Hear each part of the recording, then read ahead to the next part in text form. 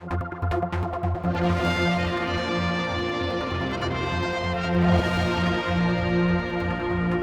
with me is the Minister for Treasury. We are having this interview as always under embargo. We know now, but obviously it goes out on Tuesday. I was trying to get out the Chief Minister earlier today, where on this sort of spectrum, pain, gain, whatever. How would you describe it? I think the budget actually is a very good budget. I think, but I would say that, wouldn't I? But I think no, it's. I think it's advancing the island. We've got the tagline "Investing in the island's future." We've managed to increase revenue bits by 18 million, so we've got 18 million of new revenue growth in there.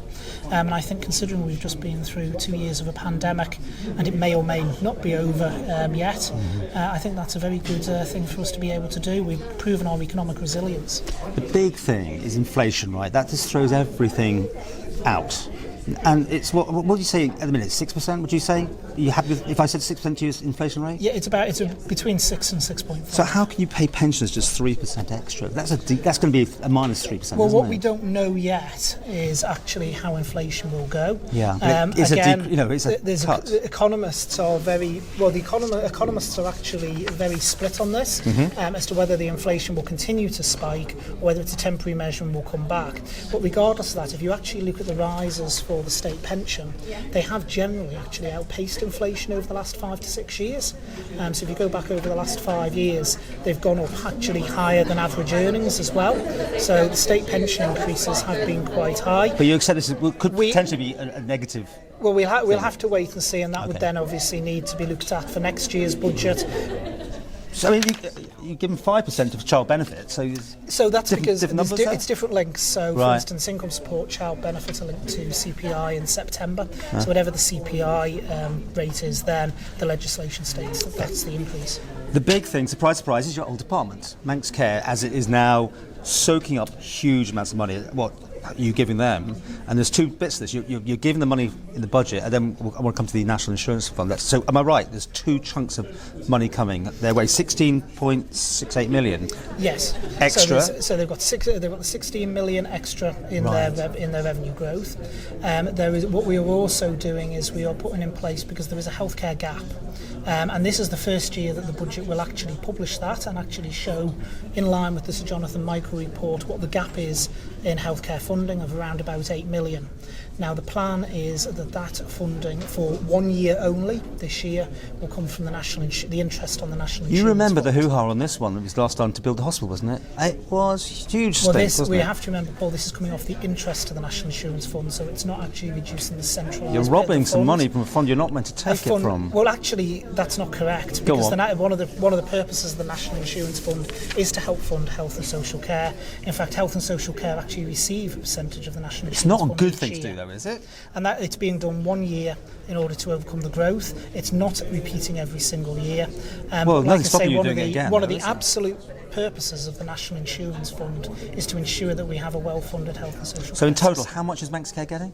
So in total, Manx Care, with everything in, it will be the 16 million and also the 8 from the National. Oh, so it is 16 plus 8. Just make sure I've got these numbers right. Right. It's huge amounts, but it still won't touch the sides. As you know, every year, it doesn't matter what you give health, it won't do it, will it? Well, I think that's a very cynical point of view to I come know, from, I'm in a Paul. cynical mood today. They've got to remember, with the Sir Jonathan Michael review, Sir Jonathan built in healthcare inflation as to where he believed it would go. Yeah. We are using those calculations, and actually, to be fair, the calculations Sir Jonathan suggested we used has proved remarkably accurate for the outturn of this budget year. Okay, haven't got a lot of time with you because I know everyone else is trying to get to you, but TT people, 1.2 million, just to sort the return of the TT and NGP. They get a lot of money anyway. This is on top of their usual money? So this is to boost the motorsport proposition. How's that work? I think in terms of the budget that they've had previously, there's always been a debate as to whether it's been fully funded or not. This is to allow them to advance the motorsport proposition, which we know has an economic, particularly in the case of TT, effect on the island, positive effect on the island. And this is to ensure that they can continue to actually grow it. We've had 2 years without the TT, and we now hope that this year we'll be able to bring the TT bigger and So they haven't better. spent any money for 2 years, right? Or shouldn't have had to spend much because there hasn't been a TT. Well, the allocations have been taken into account in terms of the budget. Did they spend their money anyway without TT? No, well, it's taken into the round. So, for instance, they'll have underspends in some areas Yeah. and overspends in others. So it's not a case of they've just And they've banked had to that make a money. bid for that to you. Everything comes in as a case. Everything isn't it? comes in as a case, so all the And you- revenue you- budget. you gave that so one- we have right. decided that the 1.2 million is needed in order to boost the provision that we've got for motorsport. Okay. So how much is COVID costing us now? So COVID in total at the moment, in terms of support schemes, has been around about 133 million Yep. that we've paid out over the 2 years. That has come down in the last couple of years, the last year or so, and we're hopeful. Like I say, depending on way things go on the 31st of March, we'll be able to get back to Two much quick more normal things. life. Steam sea terminal going to have a facelift. This is fantastic news. Is it going to cost 3 million though, or something? Or was that with the airport as well, isn't it? There's So it's important, I think, that Sea Terminal and Airport are the two front Spruce it faces up. for the island. Yeah. So it's important that we put some investment in there. I know DOI is keen to advance with that, and I think it's very good news for the island that we're looking at what our visitor experience gateway is. to the island, which Precisely. looks awful. Anyway, you know what I mean. And one more time, I understand this budget, which you have to vote all or nothing.